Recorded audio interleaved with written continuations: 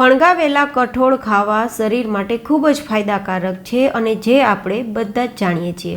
પણ સવાલ એ ઊભો થાય છે કે આટલા સરસ મજાના આપણા કઠોળ ફૂટતા નથી, અથવા તો ફૂટે છે તો ચીકણા થઈ જાય છે, અથવા ખરાબ સ્મેલ આવવા લાગે છે અને જે રીતે ફણગાવેલા કઠોળનો સ્વાદ આવવો જોઈએ તે નથી આવતો.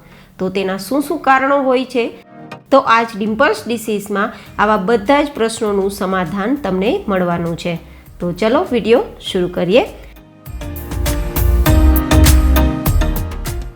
તો જેમના માટે હું અત્યારે મગ અને ચણા આ બંને વસ્તુ ફણગાવીને તમને બતાવવાની છું. જે બંને મેં લગભગ એક વાટકી જેટલા લીધા છે. અહીંયા કોઈ મેજરમેન્ટની જરૂર નથી, તમે જેટલું ફણગાવવા માગો છો તેટલા કઠોળ લઈ શકો છો. આ બંને વસ્તુને આપણે અલગ અલગ વાસણમાં ઉમેરીશું અને બંનેને સાદા પાણીથી ધોઈ લેશું.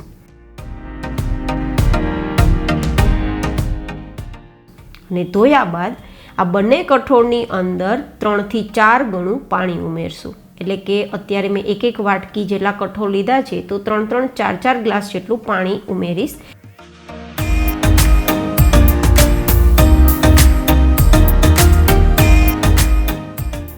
હવે આ બંને કઠોળને પલાળવા માટે 15-16 કલાક આપણે રાખી દઈશું.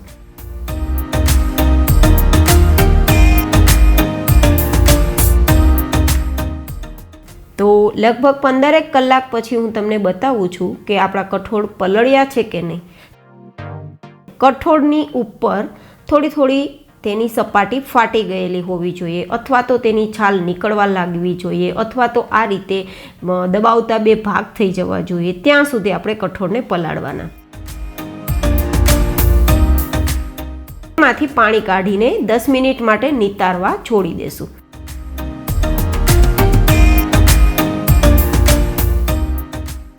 તો તે જ રીતે આપણે ચણાને પણ ચેક કરી લઈએ. મગ કરતાં ચણાને થોડો સમય વધારે આપવો પડે છે, જેથી મેં સરેરાશ 15 કલાક જેવો સમય લીધા બાદ તમને બતાવી રહી છું. તો ચણાને પણ આ રીતે દબાવતા 2 ભાગ થઈ જાય છે. જો બસ આટલે સુધી આપણે કઠોળને પલાળવાના છે. તો મગ અને ચણા બંનેના મેં પાણી કાઢી 10 મિનિટ નિતારી અને અલગ વાસણમાં લઈ લીધા છે. હવે આપણે તેને ફણગાવવાની પ્રોસેસ જોઈએ. તો હું અહીંયા એક ડબ્બો લઉં છું. આ જો કે મારી પાસે રોટલીનો જે કેસરોલ હોય ને તે કેસરોલનો ડબ્બો છે. એ ડબ્બો એવો લેવાનો કે જેનું ઢક્કણ ઢાંકતા અંદર હવાનું હેરફેર ના થતું હોય, અને પરિણામે અંદરની ગરમીના કારણે આપણા કઠોળ ઓછા સમયમાં ફૂટી જશે અને ફણગી જશે. હવે આપણે અહીંયા આ રીતે કપડાની જે થેલી આવે છે ને, આપણે માર્કેટમાં કોઈ પણ વસ્તુ લેવા જઈએ ને ત્યારે આજકાલ તો આવી બેગ જ આપણને આપે છે. પ્લાસ્ટિક બંધ થઈ ગયું છે ત્યારથી. તો લગભગ તો આવી બેગ હર ઘરમાં હવે તો મળી જ રહે. પણ જો ના હોય તો તમે એકદમ આછો રૂમાલ હોય તે પણ લઈ શકો, અથવા એકદમ આછી ચૂંદડી હોય તે પણ લઈ શકો. હવે આ બેગને તમારે ભીની કરવાની છે. જો આ રીતે થોડું પાણી છે, એકદમ મેં નિતારેલી નથી. એકદમ નીચોવીએ ને તો થોડું પાણી દેખાય તેટલે સુધી પાણી છે. એકદમ વધારે નીતરતી હોય તેવી આપણે ભીની નથી કરવાની.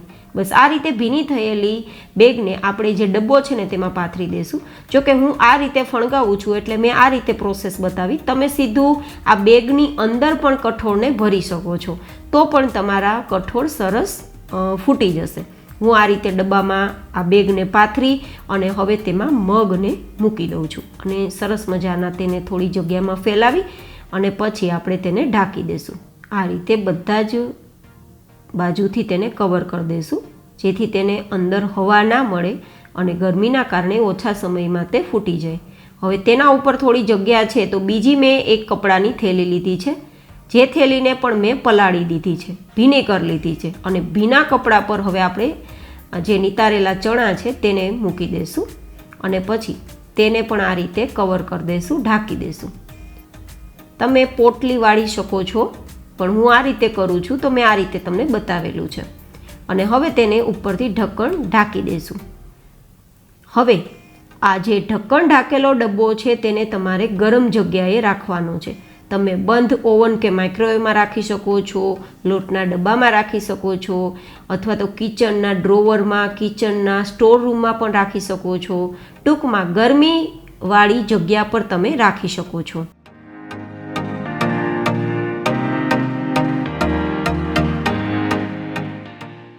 અને હવે ગરમીવાળી જગ્યા પર 12 કલાક આ ડબ્બાને રાખ્યા બાદ આપણે એકવાર ચેક કરવાનું છે. જો તમે જોઈ શકો છો અત્યારે જેટલા જોઈએ તેટલા નથી ફૂટ્યા, છતાં મેં શા માટે આ પ્રોસેસ તમને બતાવી, જેનું કારણ છે કઠોળ આપણા ચીકણા થઈ જતા હોય, ખરાબ સ્મેલ આવતી હોય, કારણ કે અત્યારે ગરમીની સિઝન છે તો 12-15 કલાકમાં તો કઠોળને એકવાર ચેક કરવા જ પડે, નહીં તો એ ચીકણા કે કાળા થઈ જ જાય છે અને ખરાબ સ્મેલ પણ આવવા લાગે છે. અત્યારે જો મગ છે તે ચણા કરતાં વધારે ફૂટી ગયા છે, છતાં આનાથી વધુ તમારે હજી ફૂટેલા મગ જોતા હોય તો તમારે થોડો સમય રાખવાનો, અને જો આટલા તમારે ફણગેલા મગનો ઉપયોગ કરવો હોય તો તમે કરી શકો છો. મગને ફૂટતા કે ફણગાવતા વાર નથી લાગતી જેટલી ચણામાં વાર લાગે છે. તેમ છતાં મારે હજુ થોડા વધારે મગ ફૂટે તેવા જોઈએ છે, તો હું અત્યારે શું કરું છું, કાણાવાળા ચારણીમાં અથવા જેમાં આપણે ભાત કે તેવું ઓસાવતા હોય તેમાં આપણે આ મગ છે તેને મૂકી અને સાદા પાણીથી 2-3 વાર ધોઈ લેશું.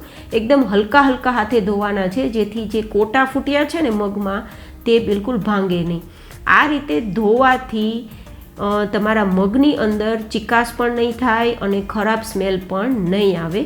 બસ પ્રોસેસ કરતી વખતે એક ધ્યાન રાખવાનું, દર 12 કલાકે આ વસ્તુ કરવાની રહેશે. હવે આ પાણી છે તેને ફેંકી દઈશું અને આ જે મગ છે તેને 10 મિનિટ માટે આપણે આ રીતે નિતારવા છોડી દઈશું. અને જે આ બેગ છે ને તે બેગને પણ આપણે ફરીથી ધોઈ લેવાની છે અને ધોયા બાદ હવે ફરીથી તે ડબ્બામાં પાથરી દઈશું અને તે બેગ ઉપર આપણે ધોયેલા અને નિતારેલા મગ છે ને તેને પાથરી દઈશું.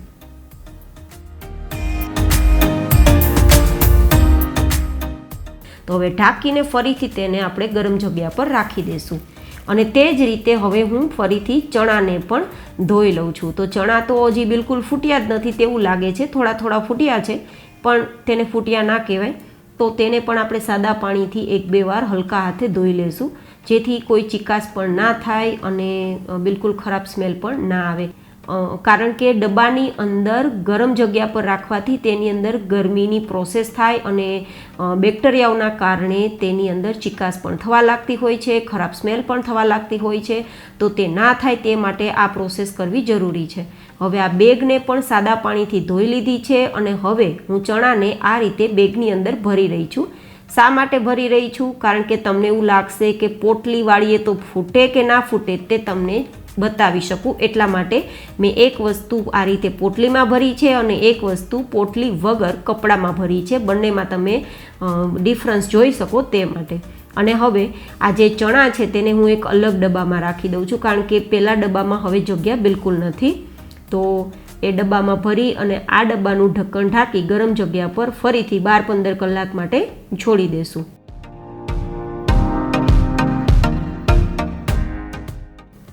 અને હવે 12 થી 15 કલાક જેવો સમય થઈ ગયો છે અને આપણે ચેક કરીએ તો પહેલાં કરતાં મગ એકદમ સરસ ફૂટી ગયા છે અને ચીકણા પણ નથી, ખરાબ સ્મેલ પણ નથી આવતી. જો આ રીતે તમે ફણગાવશો ને તો હું તમને ગેરંટી આપું છું એકે એક મગનો દાણો ફૂટશે અને બીજું ચીકણા પણ નહીં થાય અને ખરાબ સ્મેલ પણ નહીં આવે. જો આ રીતે તમને હું નજીકથી બતાવું ને તો મગનો દાણો એકદમ ફૂટી ગયો છે. જો આ ફણગાવેલા મગ હોય, ફણગાવેલા કોઈ પણ કઠોળ હોય, તેની કોઈ પણ વેરાયટી બનાવીને તમે ખાશો તમને ખૂબ જ ફાયદા થશે અને વજન પણ કંટ્રોલમાં આવશે.